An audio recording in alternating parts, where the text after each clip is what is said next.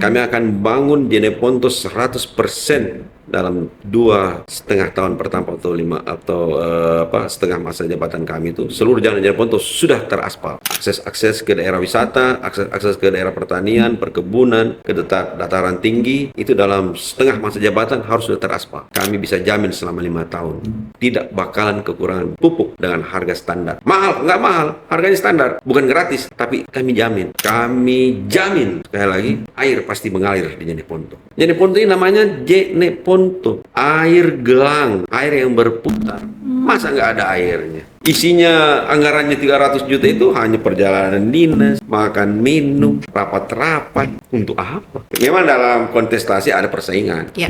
Sengit pasti ada, saling black campaign pasti ada. Ya katakanlah, oh itu anak muda, belum tahu apa-apa gitu. Saya akan bilang juga, oh sana sudah tua, sudah habis idenya. Kadang-kadang begitu kan. Yang jadi bupati itu tidak pernah 2, 3, atau 4. Ya. Yang jadi bupati cuma 1 saja.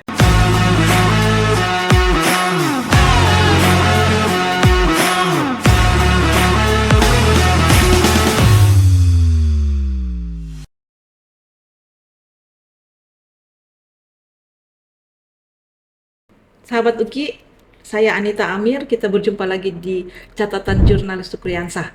Di studio kali ini sudah hadir tamu kita, bakal calon Wakil Bupati Jeneponto. Kita sapa beliau, Bapak Andri Arif Bulu. Assalamualaikum warahmatullahi wabarakatuh, Pak. Waalaikumsalam warahmatullahi wabarakatuh. Selamat siang, Pak Anita. Siang, Gimana terima kabar? kasih. Alhamdulillah. Pak Andri, bagaimana kabar? Ya, alhamdulillah Ya. masih sehat. Alhamdulillah hari ini baru mutar-mutar di Jeneponto saja.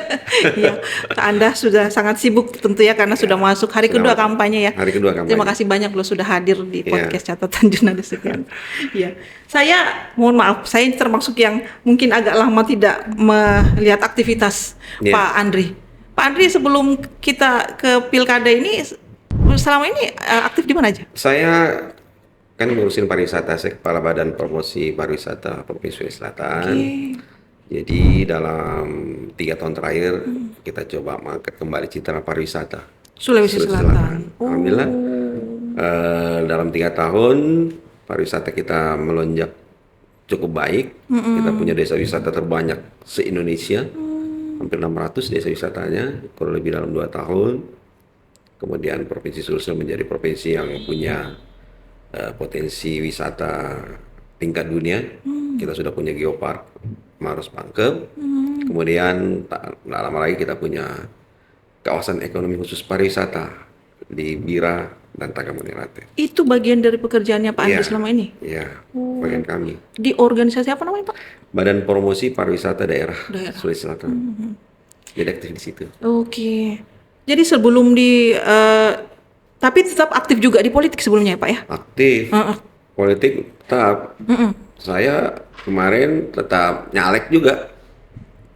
Di Tapi bukan di sini, di Jakarta. Jakarta, Iya, ya. Karena tetap Jakarta. memang saya mencari saya googling Anda yang Iya. muncul kok daerah pemilihan Jakarta. Jakarta kita. Ya, Iya. tapi luar biasa. Oke, Pak, sebelum kita masuk di Pilkada Jeneponto, Iya. ceritakanlah kepada saya dan sahabat UKI bagaimana Anda bertumbuh, di mana lahir, Oke. bagaimana masa kecil Anda sampai Iya. kemudian sangat tertarik dengan dan berhasil membangun wisata di Sulawesi Selatan. Iya, sahabat Oki. Mungkin ada yang sudah kenal banyak, Pasti. ada yang baru sayup-sayup, Iya. ada yang sama sekali baru mengenal. Iya. Jadi memang dalam beberapa tahun terakhir kita mengurusin pariwisata, di mana sebelum-sebelumnya saya tidak jauh memang dari dunia pariwisata. Sewaktu di DPRD Sulawesi Selatan, saya mengurusi Komisi B bidang kepariwisataan di situ, dan kemudian sempat menjadi wakil ketua DPRD. Sebelumnya banyak sekali saya basis pengusaha, Iya. sempat ketua umum HIPMI Sulawesi Selatan, wakil ketua Kadin sekarang ini, dan beberapa waktu yang lalu kita sempat mengurusi beberapa kegiatan-kegiatan strategis di Sulawesi Selatan, seperti aktif juga di LSM, sempat juga saya kemudian aktif juga di dunia Ya tadi udah Ya. politik, olahraga sempat mengurus PSM, banyak sekali lah Ya. organisasi. Ya. Nah, Meskipun pernah mencalek diri di Jakarta, tapi kan Pak Andre lahir di. saya lahir di Makassar, Oke. umur 35 ya, 35 35 tahun. sekarang ya, dibalik. Tapi wajah seperti 35 ya. Luar biasa, awet muda. Adakah itu Ya, kalau begitu? Pak Andre, masa kecilnya di mana? Di Makassar? Saya Ponto? di Makassar, Oke. di Makassar. Dari kecil sempat ke Jakarta, sempat ke Semarang, tapi sebagian besar di SMP di Makassar sampai sekarang. Ya, aktivitas di sini semua. Mohon maaf sedikit saja, saya mengingatkan Anda pada Pak almarhum Arif Bulu. Alam Bulu. Itu paman saya, Oh, oke. ya di wali kota Parepare. Beliau sangat baik sekali. Iya. Terakhir beliau season 1 dan sempat Iya. saya jadi wartawan. Oh, sempat? Iya, sempat mengikuti beberapa kegiatan beliau ketika menjadi pernah asisten. kepala Biro Humas kan dulu.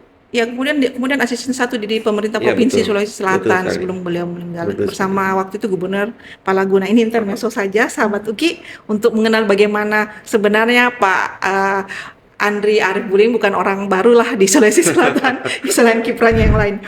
Oke, Pak Andri tertarik di politik gimana ceritanya? Sudah lama. Mm-mm. Saya masuk politik itu sejak umur saya 23 tahun. Jadi kurang lebih 30 tahun yang lalu. Nah, jadi ketika itu masuk Partai Golkar, Oh iya. Kota Makassar. Kemudian berpindah-pindah partai, sempat ke PDK, kemudian di DPRD Sulawesi Selatan mewakili Demokrat selama 10 tahun. Cukup Terus lama. terus Gerindra, terakhir ke P3. Bukan banjing loncat, tapi situasi membuat kita cari jalan untuk memperjuangkan rakyat. Kalau tidak bisa dari pintu sini, pintu satunya masih ada. Yang penting Yang penting tujuannya berkiprah saya terus. berkiprah, iya. Kemudian akhirnya Ya. tertarik untuk berkontestasi ini di Pilkada Jenek Ponto 2024. Ya. Jadi sebenarnya ini bagi saya merupakan satu kejutan sebenarnya.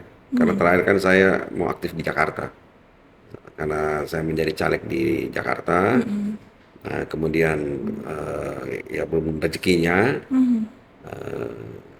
Pada beberapa bulan yang lalu ada peluang untuk ikut membangun daerah kampung saya sendiri. Saya menyadari bahwa kampung saya sendiri perlu jaringan yang kuat untuk dibangun. Tidak bisa mengandalkan dari kemampuan Daerah itu sendiri. Mesti dibangun dari luar. Nah, jaringan yang saya miliki di luar ini saya coba manfaatkan untuk membangun daerah. Salah satu jalannya adalah mengikuti kontestasi yang kebetulan pada saat itu sudah dekat. Jadi memang saya mencoba mencari katakanlah teman, koalisi, kemudian cari pasangan. Alhamdulillah bisa bertemu dengan calon bupati yang juga masih muda banget, ya, masih 28 tahun, namanya Effendi Al-Qadri Mulyadi. Iya. Ya, kami cocok gitu. Cocok, mereka punya semangat yang bagus, kemudian juga punya visi, misi, dan rencana membangun Jenek Ponto yang mirip dengan saya.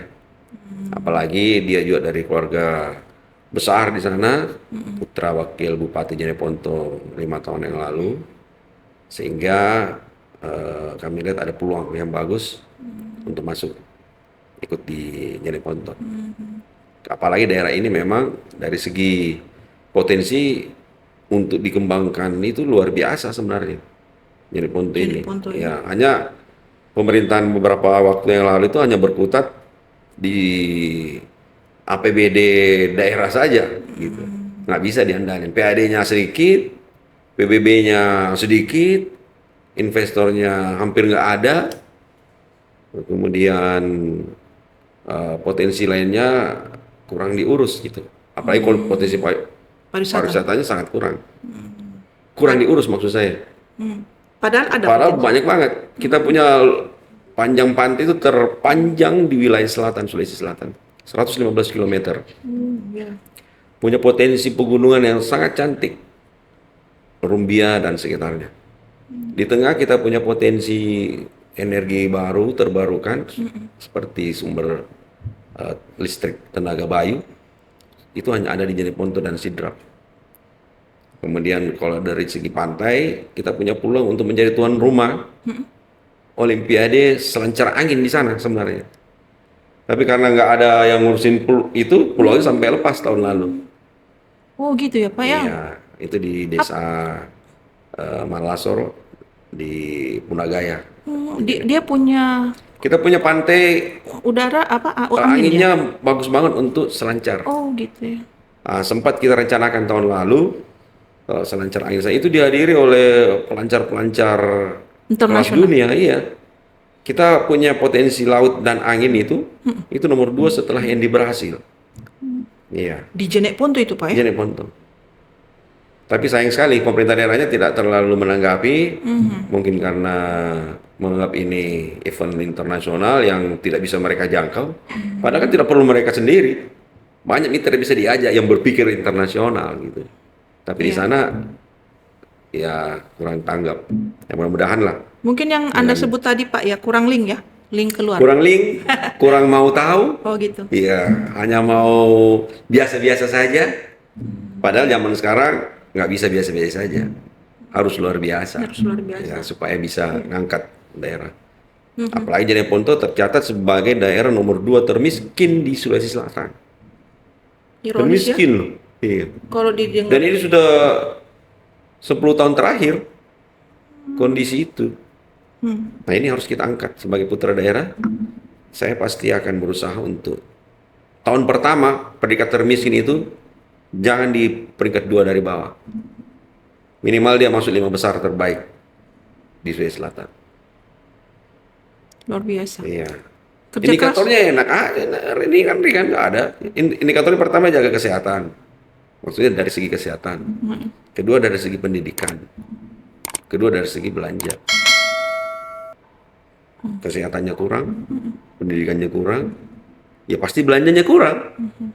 Tapi kalau dia sehat, dia pintar, pasti Iya. Bisa setidaknya naik jadi sejahtera. minimal dia janganlah di bawah gitu. Garis kemiskinan Aduh, tuh. iya, itu sudah parah itu. Betul. Pak Andri, Iya. kemudian kenapa memilih menjadi wakil? Apa Yang pertama, saya menyadari saya aktif di luar Jeneponto. Jadi dari segi elektabilitas, saya tentu masih berusaha keras. Apalagi saya cerita tadi, caleg ini bulan Februari, saya tiba-tiba dapat pintu, dapat teman partner itu di bulan Juni. Jadi Iya. untuk menaikkan popularitas saya, elektabilitas saya dalam waktu singkat, pasti tidak keburu. Oke. Ya, meskipun saya pernah menjadi wakil rakyat dari wilayah Jeneponto. Iya. Ya, saya dapil sana. Tapi untuk kontestasi pilkada memang memerlukan popularitas yang cukup baik gitu. Nah, saya bertemu dengan Effendi Al-Qadri ini yang sudah pernah jalan beberapa tahun sebelum saya. Jadi dari segi popularitas dan elektabilitas dia lebih di atas daripada saya. Artinya ini realistis saja ya. Harus melihatnya. realistis. Iya. Pilkada ini bukan kita harus semangatnya maju saja, bukan. Bagaimana kita memenangkan pilkada. Tapi dari segi program, visi, misi, kemudian dari segi strategi dan sebagainya, kami optimis bisa memenangkan kontestasi itu dibanding kandidat yang lain yang sudah lama berjalan. Ya. Seperti itu. Oke, Pak. Terus kemudian menjadi wakil ya karena dengan berbagai alasan tadi. Kira-kira apa yang Anda akan kerjakan? Sebagai wakil tuh biasanya kan orang bilang di leher ya. Iya, leher. Cuma lewat, masuk di mulut, langsung perut. Langsung perut. Nggak pernah diolah kan? Paling lima. Mau pahit, manis lewat Lewat aja saja. gitu. Itu wakil. Tapi ada nilai positifnya. Oke. Nah, itu pengen tahu Nilai bagaimana. positifnya. Ya, kenapa bisa nilai positif atau Hikmah dari dari iya. posisi wakil. Iya. Ya. Yang pertama, calon bupati saya ini milenial, 28 tahun. Oke. Ya. Dari segi pengalaman pemerintahan mungkin belum punya, dari segi pengalaman untuk berinteraksi dengan banyak tokoh-tokoh di Jakarta mungkin belum terlalu besar gitu. Tapi dia punya visi, misi, program kerja yang menurut kami Iya. dan menurut pandangan beberapa tokoh-tokoh masyarakat yang ada di Jeneponto itu luar biasa. Ini harus ditunjang oleh katakanlah sosok seperti saya yang lebih senior, yang sudah pernah pengalaman di pemerintahan, kemudian punya jaringan-jaringan di luar Jeneponto untuk membangun. Jadi ini dikombinasikan semua. Dan hasil pengamatan, hasil katakanlah survei dan sebagainya, ini sangat klop posisinya. Satu di bupati, satu di wakil bupati. Apalagi pemimpin-pemimpin muda zaman sekarang itu tidak melihat lagi usia gitu. Wakil presiden sudah 40 tahun. Calon-calon gubernur kita ada yang baru belum 40 tahun. Betul. Calon-calon bupati banyak yang baru 30 tahun. Malah banyak sekali yang sukses di usia-usia muda. Jadi tidak bisa dinafikan bahwa karena umur muda kurang bisa, tapi itu tidak. Zaman sekarang udah. Ya. Dan posisi itu saya bersedia mengambil untuk posisi wakil bupati untuk mengimbangi. Kalau dari segi aturan main dan sebagainya sudah ada. Bupati tugasnya apa? Wakil bupati tugasnya apa? Saya ikuti itu aja gitu. Sudah ada SOP. Ada SOP, meskipun ada beberapa contoh, bikin perjanjian, pra apa gitu, Pemilihan. bupati ini, wakil bupati ini, kertas lembar pakai materai, kami nggak melakukan itu. Kami tidak pernah bikin perjanjian di atas materai. Tugas bupati ini, pembagian APBD-nya ini, pembagian dinasnya ini, nggak ada sama sekali. Karena kami berdua sadar bahwa kami diatur oleh undang-undang dan regulasi. Jadi sepanjang undang-undang regulasi ini kita taati bersama, tidak ada masalah posisi wakil bupati itu. Jadi sebenarnya filosofi sebagai leher itu juga penting ya Pak, menunjang. Iya, nggak ada leher, perut nggak masalahkan apa-apa. Mau lewat mana, mau dari luar masuk, nggak Leher, mungkin kan. kepala pun akan sulit bergerak ya Pak. Tapi dengan adanya kesepahaman visi dan misi, pandangan, itu tidak menjadi persoalan. Apalagi di Jeneponto ini hampir semua kita berkeluarga. Kalau dihitung-hitung calon bupati saya ini ponakan saya. Oh. Ya, bapaknya dan mertuanya itu sepupu saya. Kekerabatannya memang. Jadi jadi memang sulit lah untuk kita adakan semacam perbedaan pendapat yang sangat keras. Mudah-mudahan tidak terjadi. Karena kekeluargaan kami cukup dekat. Nah, saya sangat memahami posisi sebagai wakil. Tugas saya pahami betul sebagai wakil, sehingga dia juga memahami betul tugas sebagai bupati, sehingga pada perjalanannya kami berada di jalur yang sama, di rel yang sama, di beriringan gitu, tidak berbeda rel. Pak Andri, iya, kan Anda lebih banyak juga berkecimpung di luar ya, membangun, tapi tetap membangun Sulawesi Selatan juga. Bagaimana Anda melihat Jeneponto? Apakah kurang dan lebihnya, plus dan minusnya kabupaten ini yang harusnya, yang selain yang Anda bilang tadi menjadi termiskin kedua di Sulawesi Selatan, ada potensi apa lagi yang akan ini Anda gali di situ? Bagaimana warga Anda mengenali dan sebagainya? Kalau di Jeneponto selama ini hanya mengandalkan APBD saja. Selama pemerintahan beberapa waktu lalu. APBD saja. Tidak ada sama sekali terobosan-terobosan atau inovasi-inovasi yang dilakukan oleh pemerintah yang lalu untuk menarik wisatawan, menarik investor, atau minimal orang yang sekedar lewat mampir di Jeneponto. Bukan nggak mampir. Di sana tidak ada rest area rumah makan tidak maksudnya dia bisa mampir, tapi spend untuk waktu, spend untuk belanja hampir sedikit sekali.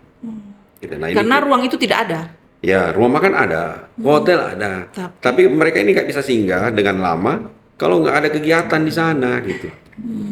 Nah, yang kami bikin, rencana kami bikin, Jeneponto itu harus menjadi salah satu daerah penunjang daerah yang lain yang lebih unggul dari segi pariwisatanya. Kalau kita masuk dari pariwisata dulu ya, seperti ke Bulukumba harus melalui Jeneponto. Iya. Nggak harus ke Bulukumba. Makassar Bulukumba ini butuh waktu 6 jam. Makassar Jeneponto di 2 jam lebih. Harusnya ada tempat Bisa jeda. mampir di situ. Iya. Nah, cita-cita saya kita satu bikin kegiatan sehingga mereka bisa spend di situ, apakah belanjanya, apakah waktunya nginap dan lain sebagainya sehingga ekonominya bergerak. Iya. Minimal sehari. Atau kalau bisa sehari setengah hari. Ada kegiatan di sana Iya. sebelum lanjut ke Bulukumba. Nah, itu dari segi pariwisata.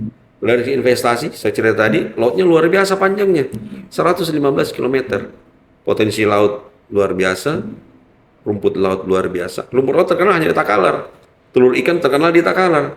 Tapi pantai dan lautnya sama dengan Takalar. Kenapa nggak bisa bikin Jeneponto sama. Kita punya lebih besar. Kita punya lebih luas. Nah, harusnya bisa seperti itu. Yang kemudian dari segi investasi industri misalnya, yang ada sekarang di Jeneponto ada industri tenaga bayu, listrik, tenaga angin. Ternyata itu bisa menarik investor ke Jeneponto. Cuma sayangnya tenaga bayu yang masuk ini, terus PLTU di Punagaya yang masuk juga, sama sekali tidak punya sumbangsi atau setoran atau kontribusi ke PAD Jeneponto. Nggak ada, nol. Nggak ada manfaatnya berarti untuk dari segi perekonomian. Jadi dia hanya beroperasi saja. Nah ini harus perlu. Ini karena pada saat pembahasan awalnya tidak dimasukkan itu. Klausul bahwa harusnya daerah juga Harus menerima. ada dong gitu. PAD dari situ. Itu Yang larinya masuk signifikan. kemana, Pak? Karena ini memang pembicaraan tingkat nasional. Oh, oke. Tapi harusnya ada. Harus ada bagi-bagi Harus dong. ada Karena bagi-bagi tempatnya di untuk daerah. Jeneponto ya. Kalaupun ada sekarang, pasti jumlahnya sangat kecil. Karena APBD kita cuma 1,2 triliun. Kecil sekali. Untuk menghidupi berapa rakyat, Pak? Kurang lebih hampir 300.000 lebih penduduk. Itu nggak cukup ya, Pak ya? Nggak cukup, artinya potensi defisit tiap tahun pasti besar. Nah ini harus kita rubah sumber-sumber pendapatan lain, jangan dari APBD saja. Harus kita rubah, mulai dari pariwisata, mulai dari sumber ekonomi di pantai, di perkebunan, di pertanian. Itu luas sekali. Dulu terkenal jagung dari Sulawesi, dari Gorontalo, zaman Pak Fadel Muhammad. Tahu jagungnya dari mana? Itu dari Gorontalo. Jeneponto. Oh, Jeneponto. Lalu diklaim. Ditempel di Gorontalo. Oh my God. Kenapa bukan? Pabriknya masih ada di Jeneponto. Nah inilah yang kita rubah. Daerah ini harus bisa bangkit. Kemudian terkenal dengan kekeringan. Siapa Kekeringan, bilang? kemiskinan. Siapa bilang? Iya. Iya. Jeneponto kalau kita jalan pada saat hari ini musim kemarau nih, Iya, betul. tengoknya ke kiri, ke kanan itu laut, kering semua laut. Coba ke kiri, hijau semua itu. Tengok ke kiri, Iya. jangan tengok ke kanan. Kanan itu pantai. Pantai, Iya. daerah pantai biasa lah, daerah pantai, agak sulit air bersih ya. Tapi kalau dari kiri itu hijau semua. Kita beda apa dengan pantai? Nggak ada bedanya, cuma tiang aja perbatasan. Sama-sama juga penduduk pesisir ya. Sama, pesisir juga, pantai pesisir juga. Takalar pesisir juga. Apa bedanya gitu? Nah ini berarti tidak dicari sumber-sumber perbaikan air. Kalau susah airnya sampai ke situ, kenapa nggak bikin sumur bor? Iya. Kenapa saluran Kelara Kareloe itu nggak sampai ke kecamatan Bangkala, nggak sampai ke kecamatan apalagi Buntoramba, Tamalatea, itu daerah sana semua itu nggak sampai ke situ. Padahal irigasi luar biasa besarnya ini. Harusnya jaringan tersiernya itu sudah sampai ke situ, bisa mengalir semua. Tapi ini kembali lagi kemauan dan berani untuk mengambil keputusan. Pak Andri melihat ada ada semacam gap ya jarak antara pemerintah daerah dengan dunia luar selama ini? Panjang, jauh jaraknya. Termiskin ke 23 dan 24. Itu artinya apa pemerintah daerah tidak membangun konektivitas dengan Saya pemerintah pikir seperti itu. provinsi? Karena konektivitas yang ada dari IPM, Dinas Pembangunan Manusia, itu kan berhubungan dengan kesehatan, pendidikan, dan nilai Ya. kemampuan belanja, kemampuan daya beli itu. Dari segi kesehatan, berobatnya di Bantaeng. Gimana ceritanya? Ya, dari segi pendidikan, tingkat pendidikan orang Jeneponto itu lama belajar sampai hari ini itu masih 7 tahun. Iya, Padahal wajib belajar 9 tahun ya Pak. 9 tahun. Dia 7 tahun. Umur rata-rata orang Jeneponto dalam 1 tahun terakhir itu 68 tahun. Rata-rata. Memang sudah lewat dari, kalau umat Islam ya, Iya, lewat dari standar 65. 63. Tapi daerah ini sudah 70.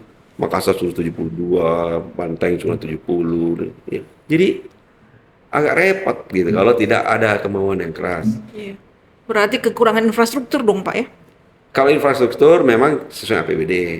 Tapi di sana untuk mengandalkan semua daerah ini dicapai oleh APBD nggak bakalan cukup dalam 5 tahun. Mesti ada link, mesti ada jalur-jalur ke pemerintah pusat di Jakarta. Pak Andre punya link itu? Selama ini memang saya berkecimpung dengan banyak sekali jaringan di Jakarta. Banyak sekali. Saya juga saat ini sebagai tim di Kementerian Pariwisata dan Ekonomi Kreatif di Jakarta. Iya, keren. Bersama Pak Sandiaga Uno. Jaringan HIPMI saya bisa manfaatkan.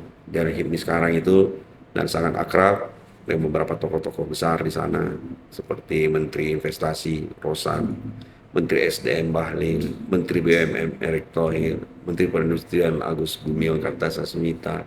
Banyak sekali. Menteri Sandiaga, Menteri Pariwisata. Banyak sekali. Dengan Wapres yang kemarin ini sekarang ini Pak Ma'ruf Amin. Ya. Dengan putrinya juga bagian baik daripada saya, teman-teman di. Jadi jaringan ini harus dijaga untuk saya coba manfaatkan untuk turut serta membangun jaringan. Seperti itu. Ya. Pak, ya mungkin Anda menyebut bahwa tadi calon bupati Anda masih termasuk anak milenials ya, kan umur 28 tahun. Ya. Tapi Pak Andre juga tentu harus punya punya daya pikat agar bagaimana pemilih muda, Iya. warga muda di sana juga Iya. tahu Pak Andri gitu. Iya. Terus apa yang Pak lakukan untuk mengenalkan Pak Andri di Jeneponto bahwa ini loh saya orang muda juga. Betul. Jadi di antara 4 kandidat ini semuanya sudah senior dibanding bupati saya. Oke. Ya, umurnya semua udah 50-an gitu. Nah, saya jauh sudah 35. Ya, oke. Ya. 35 terbalik. Ya. 35. Jadi saya dengan posisi calon bupati yang umur 28 tahun, Ya. ya saya tentu dari segi berkampanye, berpromosi, saya ikut gaya milenial. Kami ambil nomor pun kemarin kami naik motor. Keren. Ya, Ya. ambil nomor urut kami naik motor. Kami pakai jaket, tidak pakai kemeja, tidak pakai jas, tidak pakai baju PDH. Kami pakai jaket, terus naik motor, kemudian sampai di KPU. Tidak panjang lebar bicara, langsung to the point saja, menyapa dengan gaya-gaya anak muda. Jadi kami betul-betul mencoba memberi gambaran betul-betul berbeda. Ya. Tagline kami juga energi perubahan namanya. Oh. Jadi ini harus berubah. Gaya-gaya Jeneponto yang kalau orang-orang dengar ini daerah Texas, Ya. sangar-sangar, Sangat. gitu kan? Karena panas ya daerah Tanah Texas. panas dan Ya, sebagainya. Ini harus kering. dirubah. Ya. Jeneponto ini orangnya santun, sopan, terbuka, kemudian ramah. Harus dirubah image itu. Sana terkenal dengan coto kuda, terkenal dengan gantala jarang. Ini harus diangkat juga. Jangan hanya daerah yang kering dan sebagainya Iya, harus diangkat betul. semua. Soalnya kalau kita mau Image, akses promosi. Jantala Jarang itu kayaknya nanti kalau orang pesta ya baru kita bisa kan ya Pak. Tidak seperti Coto yang setiap saat bisa diakses ya. Padahal itu kan salah satu yang Ya, tidak sah acara Jeneponto kalau tidak makan kuda. iya. Tapi kami orang-orang di luar tidak bisa mengakses itu kalau tidak ada pesta ya kan. Nggak bisa. Nah itu apakah itu juga salah satu yang Makanya dari segi kulinernya kita coba merubah stylenya. Jadi kalau dulu Gantala Jarang itu sangat tradisional, kita coba bikin abon, kita coba bikin semacam sate, dikasih. Kalau Gantala Jarang asli itu hanya daging kuda plus air garam, selesai, itu aja. Tapi kita coba bumbu sekarang macam-macam, di kari, Ya, oke. macam-macam lah. Kita bikin sehingga rasanya kalau Mbak Anita coba itu sudah tidak ada bedanya dengan sapi, dengan apa yang lain. iya. Kalau nggak ditanya nggak bakalan tahu. Bikin sambal goreng, dulu sambal goreng ati, ini Iya. sambal goreng daging kuda, nggak ada bedanya. Iya. Rasanya mantap, efeknya luar biasa. Iya. Beda efeknya dengan sapi. Betul. Oke, menarik itu. Itu salah satu kelebihan memang Tuh, iya, itu harus dari diangkat. Jeneponto itu kan memangnya kuda Pak ya. Memang Iya. berlebihan ya di sana produksinya kudanya. Maksudnya selalu ada setiap saat ya. Selalu ada setiap saat. Oke. Dan belanja kuda jauh lebih besar daripada beli sapi. Di sana Di ya Pak. Ya? Jeneponto. Dan lebih mahal bukan? Lebih mahal. Oke. Lebih mahal. Setiap tahun kurang lebih 15.000 ekor dipotong. Jadi bayangkan kalau dari segi rupiahnya lebih mahal. Itu bisa jadi potensi juga. Iya, itu potensi ekonomi. Ternak kuda boleh. Karena Sejauh ini gimana anak muda di sana? Warga Anak muda, dan ya. Jeneponto menerima kami Anda? diantar dengan kurang lebih hampir 600 motor kemarin dengan sukarela, anak muda semua. Pada saat mendaftar di pengambilan nomor urut di KPU. Kemudian mereka aktif di media sosial. Kemudian dari segi akhirnya seperti ini. Yang senior-senior, om-om semua di sana, tante-tante semua di sana. Akhirnya gaya anak muda semua. Jaket kami pakai, mereka pakai juga. Gaya-gaya kampanye yang zaman dulu, yang istilahnya tidak funky, itu mereka malah tinggalkan. Kita mengunjungi masyarakat itu coba 15 menit, 30 menit. Sapa, tos-tosan. Tidak perlu duduk pakai mic, apa nggak perlu. Kita rubah dan itu lebih menarik. Mereka lebih cepat. Lebih cepat. Jadi dari perkembangan itu, alhamdulillah sejak pendaftaran sampai dengan pengambilan nomor urut, kami naik secara signifikan di survei. Ya. Iya. Belum juara, tapi masih ada 2 bulan insya Allah. Kita Masih bisa juara. bekerja, Bisa. ya. Pak Andri, apa yang Anda tawarkan sama warga Jeneponto Iya. dan masyarakat di sana?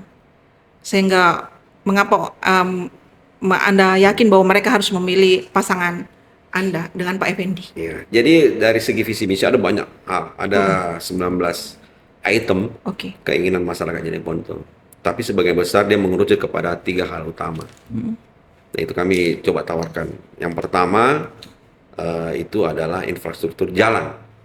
Kami akan bangun Jeneponto 100% dalam 2,5 tahun pertama atau setengah masa jabatan kami itu. Seluruh jalan Jeneponto sudah teraspal, sudah terbeton. Itu akses ke daerah wisata, akses ke daerah pertanian, perkebunan, ke dataran tinggi, itu dalam setengah masa jabatan harus sudah teraspal. Setengah masa jabatan. Ya, dua setengah tahun. 2,5 tahun pertama.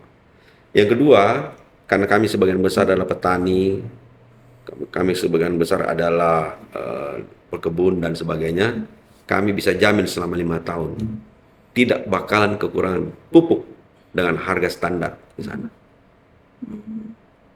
Jadi pupuknya kami jamin selama 5 tahun nggak bakalan ada kekurangan pupuk.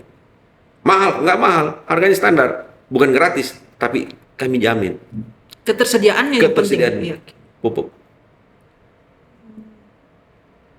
Nah, yang ketiga adalah kami jamin, sekali lagi, air pasti mengalir di Jeneponto.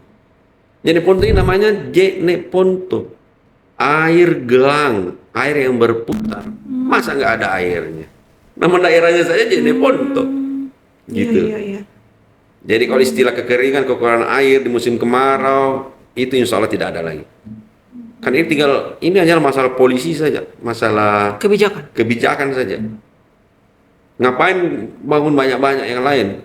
Kalau airnya sendiri masalah kekurangan minum, kekurangan air bersih, itu dulu. Kalau itu sudah ada, jalanan terbangun, hasil sawah, hasil kebun jadi, pasti Jeneponto akan maju. 5 tahun akan datang, pasti. 3 hal ini ya, Tiga Anda hal itu lihat aja. sebagai. Yang lain macam-macam, seperti kesehatan, Iya. urusan pemerintah. Iya. Pendidikan gratis, urusan pemerintah. Makan siang gratis, lebih-lebih lagi, urusan pemerintah. BPJS, urusan pemerintah. Semua sudah diurus oleh pemerintah, provinsi maupun pemerintah nasional Indonesia. Tapi khusus untuk 3 hal itu kami akan fokus. Iya. Ini memang menurut saya ini kebutuhan luar biasa penting nomor 1 ini, vital banget kalau air ini. Selama ini Nggak ada, nggak mau pikir begitu. di mana sumber airnya, guys? Sumber air yang pertama itu dari bendungan Kerala, Kareloy. Kemudian dari sumur bor, sumur-sumur tradisional. Target kami nanti di mana daerah yang kekurangan air baik di pegunungan maupun di dataran rendah itu ada sumur bor nih, yang stop mengalir. Ya. Nggak apa-apa. Uangnya daerah ada kok, cuma ini tidak terfokus di 3 Pembangunan bidang itu itu, tadi. iya. Banyaknya masuk ke pemerintah, jadi SPPD, jadi makan minum, terima tamu. Biaya rutin pemerintah lebih besar. Besar sekali. Oke. Bayangkan SKPD-nya lebih 30 berapa gitu ya, saya belum hafal. Malah ada SKPD yang jumlah anggarannya hanya 200 juta sampai 300 juta setahun. Tetap. Yang SKPD sekali istilahnya OBD seperti ini harus tidak perlu ada, digabung aja gitu. Isinya anggarannya 300 juta itu hanya perjalanan dinas, makan minum, rapat-rapat. Untuk apa? Nah, itu aja kita alihkan ke hal Jadi lain. salah satu yang Anda ingin lakukan adalah Efisiensi apa? di Ya. birokrasi. Perampingan dinas tidak mengurangi potensi-potensi jabatan yang ada, tapi kita rampingkan. Kemudian perampingan dari segi penganggaran fokus kepada banyak belanja di 3 hal yang tadi itu. Iya. PAD kita tingkatkan dengan meningkatkan kontribusi dari industri yang ada ini. Karena selama ini nihil kontribusi itu sedikit. Ya. Kalaupun dia tidak nihil, dia sedikit. Padahal Limon ini udah triliunan, ratusan miliar ini tenaga bayi itu. Kalau dikelola ya Pak. Ya artinya mesti ada lah ke pemerintah daerah. Mesti ada. Dibicarakan kan bisa sama pemerintah pusat. PLTU di Punagaya dibicarakan juga bisa. Minimal CSR-nya bisa dibagi-bagi kepada masyarakat. Itu karena banyak juga yang terkait dengan CSR perusahaan-perusahaan yang di sana itu yang tidak dikelola. Artinya tidak dimanfaatkan. Mungkin ada yang dimanfaatkan tapi bukan ke Jeneponto CSR-nya.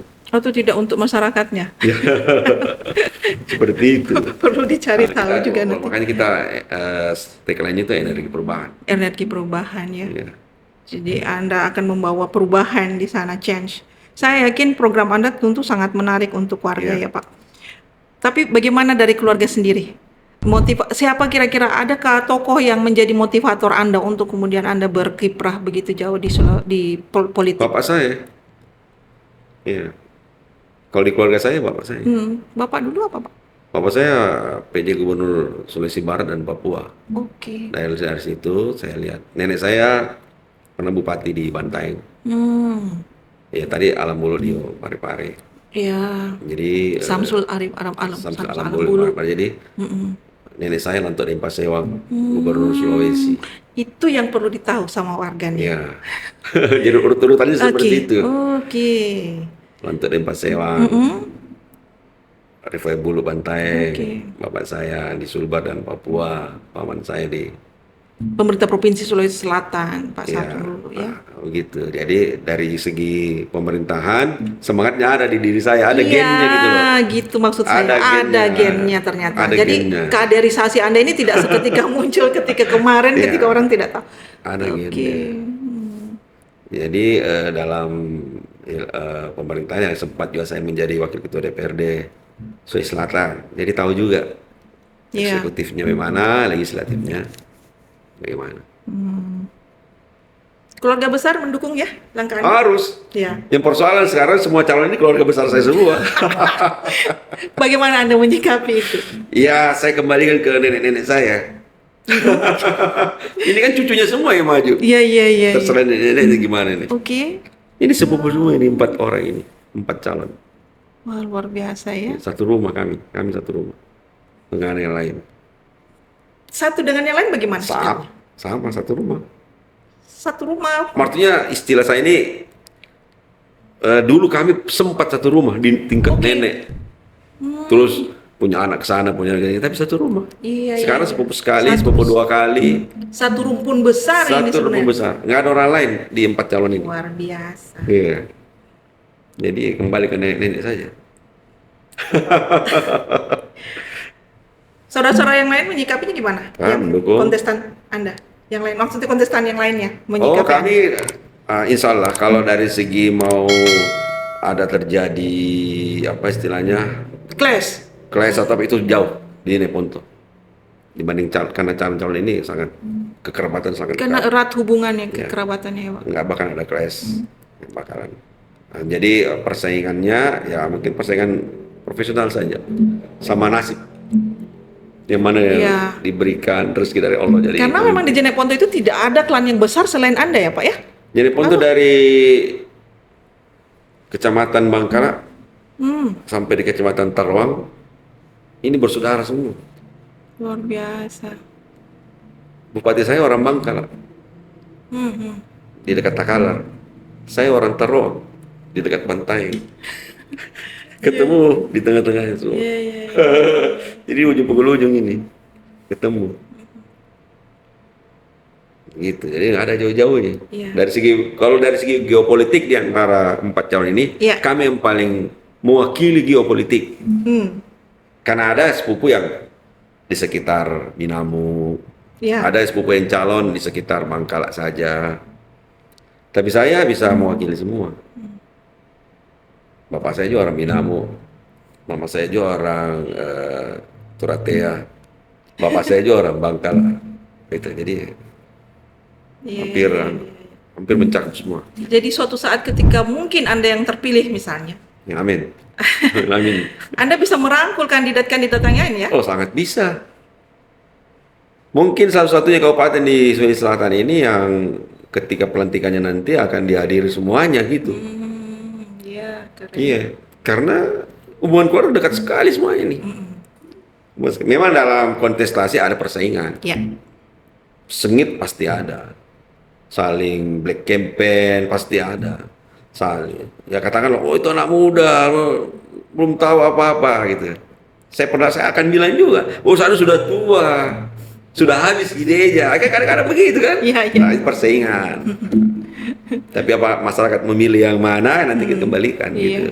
Tapi sengit juga ada. Oke. Soalnya main money politik, di sini nggak punya money politik.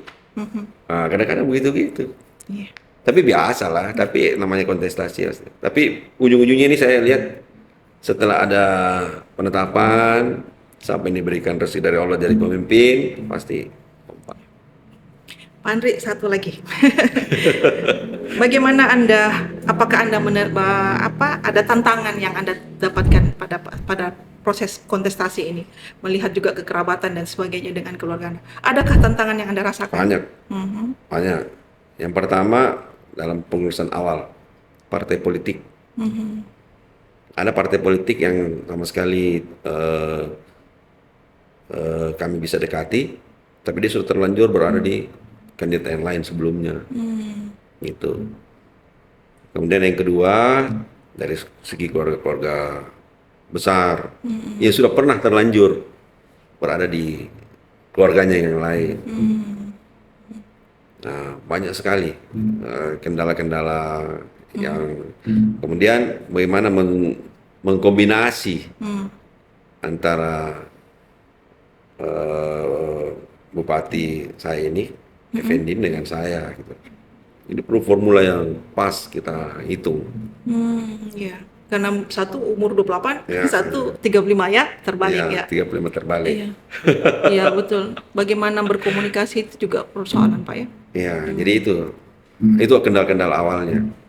Partai-partai yang sudah terlanjur menjanjikan akan memberi dukungan ke paslon yang lain, ya karena ini politik, dia beralih kepada saya. Ini agak susah menjelaskan lagi nih.